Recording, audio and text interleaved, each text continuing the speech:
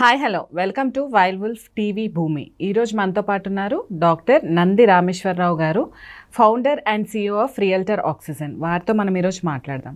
Hello sir, నమస్తే. నమస్తే. Top of the world ముందే చెప్పేస్తా. సార్, రియల్ ఎస్టేట్లో మీకు 30 సంవత్సరాల అనుభవం ఉంది. మీరు ఎన్నో ట్రాన్సాక్షన్స్ చేశారు, 10,000కు పైగా, దాదాపు 11,000. సో ఇన్ని ట్రాన్సాక్షన్స్ చేశారు, ఎంతోమంది ప్రొఫెషనల్స్ని మీరు గైడ్ చేశారు. ఒక 5,000 కోట్ల టర్నోవర్ ఉన్న కంపెనీకి మీరు సిఇఓగా వర్క్ చేశారు. సార్, మీకున్న అనుభవంతో అసలు ఒక ప్రాపర్టీ తీసుకున్నప్పుడు రిజిస్ట్రేషన్ ప్రాసెస్ అనేది ఎలా ఉంటుంది? ఇవన్నీ చాలా పెద్ద పెద్ద ప్రశ్నలు అమ్మా. మీరు ఇచ్చిన 5 నిమిషాల్లో చెప్పాలంటే నేను చాలా క్రాష్ కోర్స్ చేయాల్సి వస్తుంది.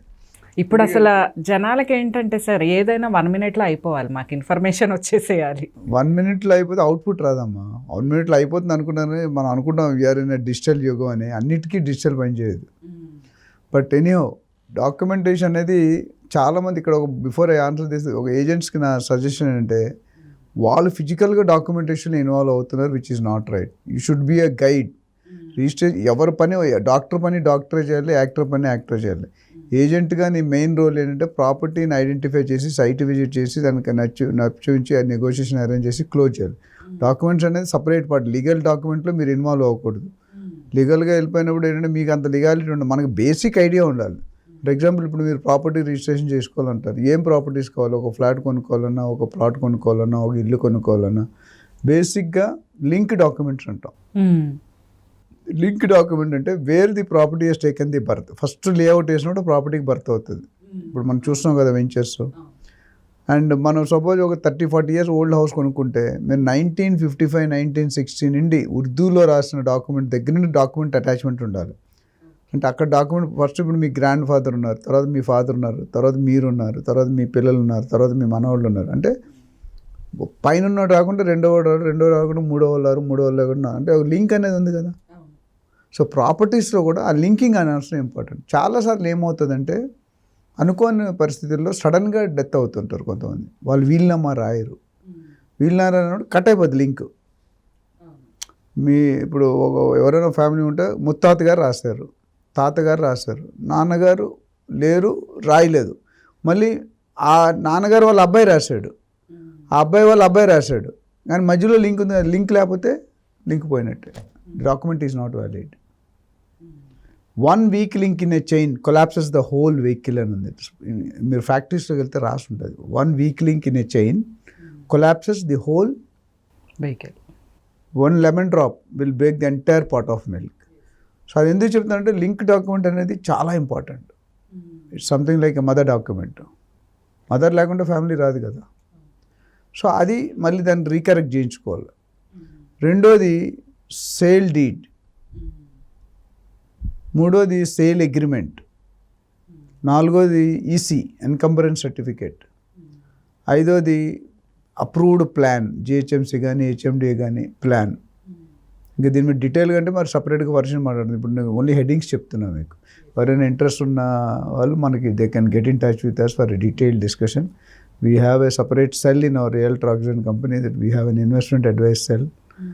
We have a brokerage cell, we have project marketing cell, we have consulting cell. So రకరకాల మందికి ఎన్నో వందల మందికి మేము సలహాలు ఇస్తున్నాం. They are earning the doubling, tripling 4 times. 10 సంవత్సరాలు 5 సార్లు 5 రెట్లు 6 రెట్లు చేసుకున్న బయర్స్ కూడా మన దగ్గర ఉన్నారు. Can give live examples. Coming back, so EC, then GHMC, HMD, DTCP plan. Bank approve చేసింది ఆ ప్రాజెక్ట్స్, ఒకవేళ అప్రూవ్ చేస్తే. దాని తర్వాత elevation plan, elevation of the property. దాని తర్వాత డాక్యుమెంట్ ఉంటుంది మన దేశం టోటల్ లేఅవుట్లో మన ప్రాపర్టీ ఏంటి, మన ప్రాపర్టీ తాలూకా ఫ్లోర్ ప్లాన్ ఏంటి, అది అది డాక్యుమెంట్ రైటర్ చేస్తారు. అట్లానే దీనికి ప్రాపర్టీ, పాత ప్రాపర్టీ అయితే property tax, water bill, electricity bill, ఇది ఉండాలి. సో ఇవన్నీ కూడా చూసుకొని మీ PAN card, Aadhaar card, ID, residence proof, అట్లనే అమ్మేవాడిది, కొనేవాడిది, విట్నెస్ది, ఈ ముగ్గురు కూడా Aadhaar card, PAN card compulsory కావాలి. సో ఇవన్నీ చూసుకొని ఎస్ఆర్ఓ ఆఫీస్కి వెళ్తే వాళ్ళు ఒక ఫైల్ తయారు చేసి, ఆ ఫైల్కి ఆ పర్టికులర్ ప్రాపర్టీకి ఎంత డ్యూటీ పడుతుంది, ఎంత స్టాంప్ డ్యూటీ, ఎంత రిజిస్ట్రేషన్ అవుతుంది, ఆ క్యాలిక్యులేషన్ అది చలాన్ రూపంలో కట్టాలి. కట్టిన తర్వాత then they will initiate the process. అట్లని ఇప్పుడు లేటెస్ట్ ధర్నీలో ఉందా లేదా అసలు ఎంట్రీ అంటే లీగల్ ఒపీనియన్ అన్నిటికంటే బట్టి ఎవరైనా కొనుక్కుంటే legal opinion compulsory. Legal opinion అంటే there are some lawyers who are doing professionally, అంటే అదే ఇప్పుడు ఒక వృత్తిగా. ఇప్పుడు డాక్టర్స్లో మీరు ఒకప్పుడు చూసుకుంటే ఆర్ఎంపీ అని ఉండేవాడు, రిజిస్టర్డ్ మెడికల్ ప్రాక్టీషనర్. ఆర్ఎంపీలు ఇప్పుడు పోయారు, తర్వాత ఎంబీబీఎస్ వచ్చింది. ఒకప్పుడు ఎంబీబీఎస్ ఒక ఊపు పోయింది, ఒక డికేడ్. ఎంబీబీఎస్ తర్వాత ఎండి వచ్చింది, అదొక ఊపు పోయింది. ఎండి తర్వాత కార్డియాలజీ, ఆన్కాలజీ, గైనకాలజీ అని సపరేట్గా వచ్చాయి. అందులో మళ్ళీ పిహెచ్డీలు, అందులో రీసెర్చ్. అంటే రాను రాను స్పెషలైజేషన్ అయిపోతుంది. అలాగనే అది ఎందుకు చెప్పానంటే దానికి దీనికి సంబంధం ఏంటని చాలామంది అనుకుంటారు ప్రేక్షకులు.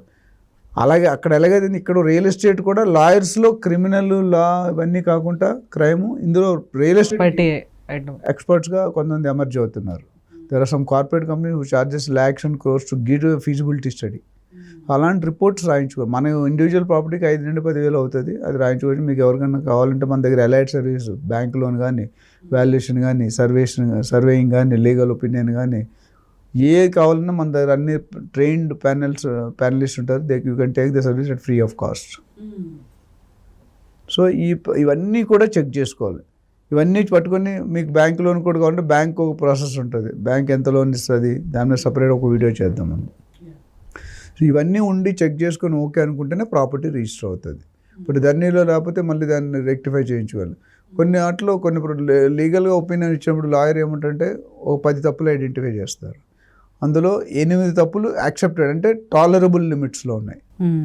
2 తప్పులు అసలు టాలరబుల్ నాట్ పాసిబుల్, కొనొద్దు అంటే ఆ ప్రాపర్టీకి వెళ్ళకపోవడం మంచిది. టాలరబుల్, టాంజిబుల్, ఇంటాంజిబుల్ ఎట్లా ఉంది, టాలరబుల్ అంటే ఇది లేకపోయినా కరెక్ట్ చేసి తీసుకోవచ్చు. There is a process to get rectified. Mutation అంటాం. మ్యూటేషన్ అయితే మ్యూటేషన్ ఇందాక చెప్పిన ఎగ్జాంపుల్, మ్యూటేషన్ చేయించుకోవచ్చు. ఇప్పుడు నాకు నిన్న ఒక ఆయన వచ్చాడు, అసలు దానికి సేల్ డీడే లేదు, మదర్ డీడ్ చారిటీ మీద ఉంది, అది అమ్మడానికి ట్రై చేస్తున్నాడు. నా దగ్గరికి వచ్చాడు ఒక ఆయన, 60 కోట్ల ప్రాపర్టీ, 20 కోట్లు కూడా కొనట్లేదు. ఎందుకంటే దాని మదర్ డాక్యుమెంట్ లేదు. అసలు మీరు అమ్మగారు ఎవరంటే మీరు చెప్పలేకపోతున్నారు.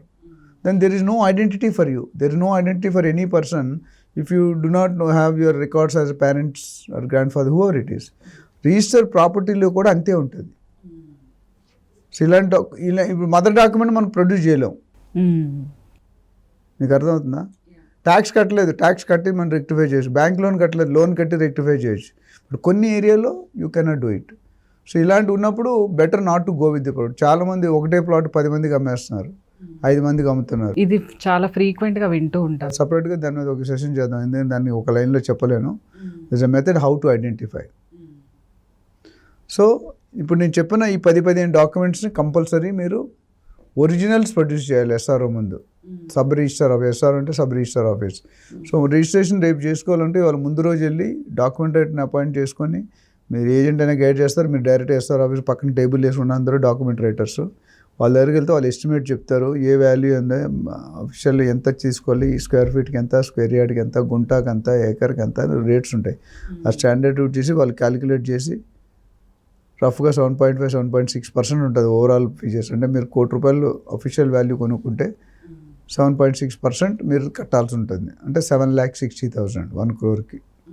సో దాని బ్రేకప్ అది కావాలంటే మనం సపరేట్గా ఎవరైనా మనం మాట్లాడవచ్చు, లేదా మీ డాక్యుమెంట్ రైటర్ కూడా మీకు ఇస్తారు. సో ఇవన్నీ చూసుకుంటేనే ముందుకు వెళ్ళాలి. మేము తొందరపడి కొనుక్కుంటే నా సజెషన్ అంటే first time second time buyers కదా, please appoint a professional realtor who can help you, who have knowledge in that particular area. చాలామంది ఏజెంట్స్కి హెచ్ఎండిఏ, డిటీసీపీ ఫుల్ ఫామ్స్ కూడా తెలియట్లేదు, వాళ్ళు కూడా ఏజెంట్స్ అయిపోతున్నారు, యూట్యూబ్లో మాట్లాడేస్తున్నారు. సో యూట్యూబ్లో మాట్లాడిన బివేర్ ఆఫ్ డాగ్స్ అని మనం ఇంటి ముందు పెడతాడు. Beware of your good agents. ఎవరితో పడితే వాళ్ళతో ప్రయాణం చేయకుండా ఇబ్బంది పడతారు. ప్రొఫెషనల్గా మాలాంటి వాళ్ళ దగ్గరికి వస్తే యువర్ డీల్ అయిన తర్వాత కూడా మీకు పీస్ ఆఫ్ మైండ్ ఉంటుంది. That's what I can tell you. నమ్మకం అనేది ఉంటుంది. నమ్మకం. సో ఎవరైనా దీని మీద మరిన్ని డీటెయిల్స్ కావాలనుకుంటే they can dial and contact me. On the screen number ఉంది కూడా, ఆ నెంబర్కి కాల్ చేయొచ్చు. Thank you sir. Thank you.